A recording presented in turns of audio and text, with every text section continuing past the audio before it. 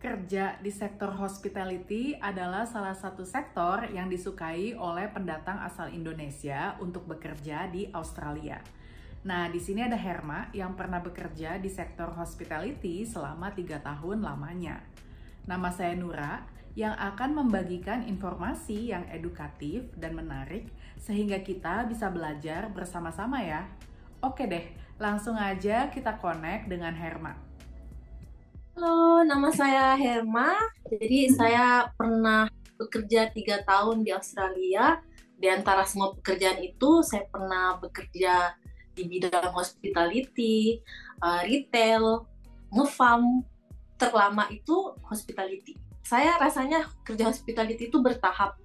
Satu kerja di Pedis Market. Pengalaman pertama kan, nggak tahu apa-apa, jadi ngelayanin customer sambil jadi kasirnya juga. Tapi lucunya di situ jadi kasirnya benar-benar matematika kamu tuh harus bagus karena nggak pakai kalkulator.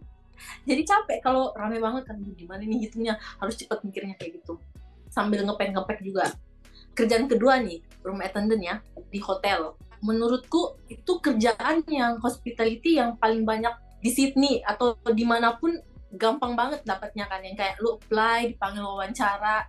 Di sana room attendant-nya itu bahkan ada wawancaranya gitu yang kayak bener-bener apa sih, formal. jadi jadi kayak wah, kok gini ya, kayak seru gitu, kok kayak mau kerja di office gitu kan, kayak terus ada training-trainingnya gitu, kayak apa sih, keselamatan kerja dan kayak gimana gitu-gitulah. Pada umumnya di Australia emang kayak gitu kan. Terus pengalaman hospitality yang ketiga itu F&B, food and beverage. Itu sebenarnya F&B-nya juga di hotel sih, tapi yang kayak di restorannya. Biasanya F&B tuh butuh RSA kan. RSA itu untuk responsible terhadap alkoholik gitu kan, Kak. Yeah. Tapi aku waktu ngomong sama manajerku, aku tuh nggak mau handle alkohol, soalnya aku juga berhijab. Jadi kayak aku benar-benar memikirkan citra diriku juga, karena ya mau kesan yang baik juga lah, karena udah berhijab apa segala macam kan. Jadi aku ngomong kalau diterima aku nggak mau handle alkohol. Dan pada saat itu emang aku F&B handle breakfast, jadi kayak buffet gitu, bener-bener nggak ada alkoholnya, paling kayak ya hot breakfast, terus continental breakfast gitu kan. Aku yang handle semua segala macam, top up apa, layanin customer kayak gitu, greeting customer kayak gitu-gitulah. Yang ketiga tuh aku tuh di IKEA. Jadi di IKEA jadi CS, tapi awalnya tuh masuk karena agency. Jadi kayak agency waktu itu aku kan pernah kerja farm ya dengan agent itu, tapi agent itu kayak handle-nya ke semua bidang gitu. Pada saat itu SMS-nya masuk, kita butuh nih di IKEA, butuh cepat gitu kan, ada nggak yang tertarik gitu dan lagi ada di Sydney. Ya udah aku apply, diterima ternyata.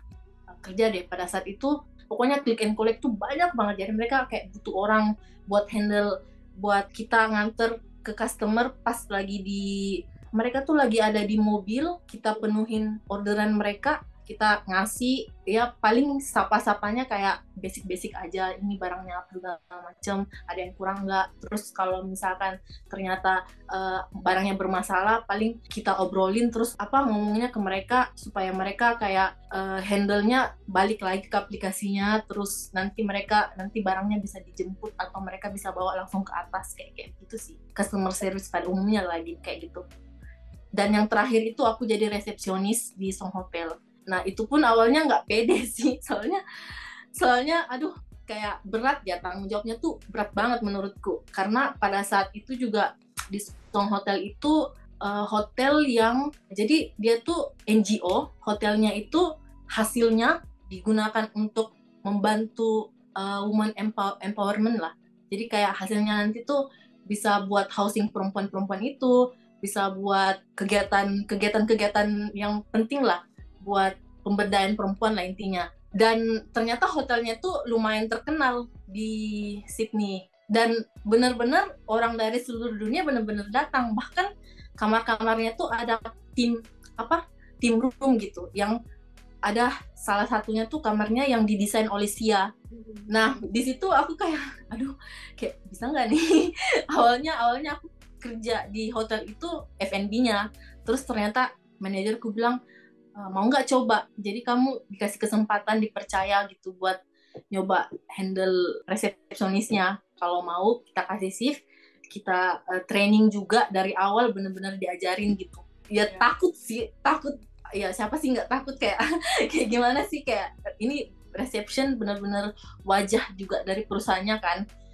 Terus bener-bener orang-orang ditemuin tuh dari seluruh dunia yang datang, Eropa apa segala macem. Tapi kalau takut, tapi kalau nggak coba nggak tahu gitu.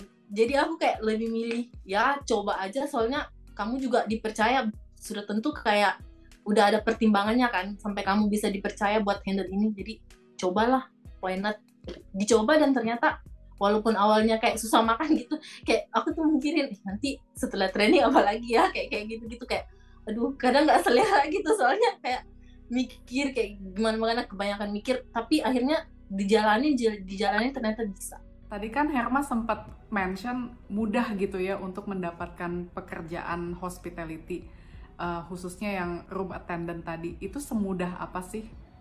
Awalnya tuh orang-orang Indonesia, kalau kita ke sana ada komunitas orang Indonesia. Nah, mereka tuh kerja di sini aja, di sini masuk di sini aja. Nanti kamu misalkan aku dulu tuh ada agensi namanya AHS, apply aja langsung dipanggil kok, semudah itu. Pas dipanggil ya wawancara, ternyata cocok, udah langsung di training, udah masuk dah kerjanya. Dan menurutku emang mereka selalu butuh room attendant karena pekerja hospitality, karena emang di sini kayak kota wisata gitu, di mana-mana hotel dan orang tuh selalu keluar masuk buat bekerja kan. Mereka selalu butuh banyak staff, jadi emang bener-bener gampang buat kerja hospitality di sana. Pada waktu itu ya, kalau gue mau share pengalaman juga, dulu pernah kerja jadi room attendant selama beberapa minggu. Dan di situ tuh lucunya ada yang ngasih tip, ya kan, $100. Langsung gue ambil dong.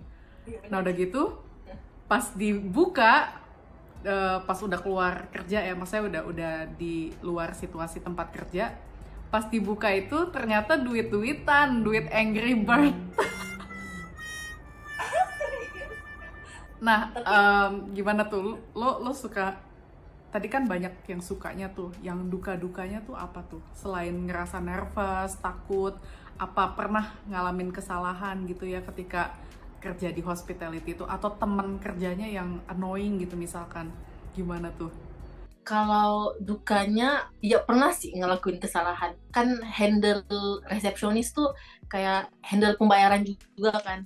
Kadang tuh sampai 10 juta, 20 juta gitu. Paling waktu awal-awal training sih, yang kayak harusnya gue terima pre-authorization, terus karena lupa nggak diambil, tapi diajarin lagi. Untungnya menurutku tempat-tempat kerjaku tuh semuanya kayak suportif. Terutama yang terakhir ini, yang sambil jadi F&B, sambil jadi resepsionis, bener-bener suportif. Jadi kayak kalau lupa selalu diingetin, selalu di briefing dulu, apa bener-bener bagus buat pembelajaran. Emang sering lakuin kesalahan, tapi kayak untungnya kesalahan itu nggak fatal kan. Tapi selalu diingetin, akhirnya udah bisa, udah ingat sekarang. Jadi it's okay. Tergantung, sebenarnya bener-bener tergantung dari tempat kerjanya juga. Kalau tempat kerjanya orang-orangnya nggak sportif, toksik gitu, kayaknya aku nggak bakal bertahan lama juga sih. Tapi karena orang-orangnya baik dan bener-bener mendukung, akhirnya betah. Iya, itu penting sih buat mood kita juga jadi bagus gitu ya, untuk bisa bekerja dengan baik. Nah, kalau dari pengalaman gue juga ketika bekerja di hospitality itu harus gesit gitu ya, di restoran atau di mana gitu, misalkan di hotel gitu ya. Nah, kalau menurut Herma apa nih tips buat teman-teman yang mau datang untuk WHV, dan gimana, atau misalkan gimana caranya cari kerja hospitality, gimana tuh? Kayaknya paling penting pertama-tama kayak jangan menutup diri deh. Kalau kita di luar negeri itu kita harus hati-hati, tapi di satu sisi juga kita harus sering-sering berkomunikasi, berteman dengan banyak orang. Jadi kayak melalui orang-orang itu kita bisa dapat link kerjaan. Kalau kita temenan, gue tuh ada kenalan di sini, lu mau nggak coba di sana tuh mereka lagi buka gitu, coba dulu lihat gimana. Kalau kita di Sydney sih enak ya, karena kita bisa casual kan. Kalau nggak suka kerjanya ya udah sisa 2 weeks notice keluar gitu kan. Dan enaknya ya gitu menurutku, kalau baru datang itu pintar-pintar bergaul, pintar-pintar bawa diri, dan jangan malas. Menurutku ya orang Indonesia tuh terkenal dengan kerajinannya dan sopan santun dan benar-benar gesit. Kalau kerja ya kerja gitu. Jadi kita tuh terkenal baik sih menurutku, reputasi kita baik sih menurutku.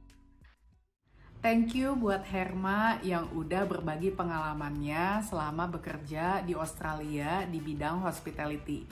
Kalau teman-teman ada pertanyaan, silakan tinggalin di kolom komentar ya. Bye!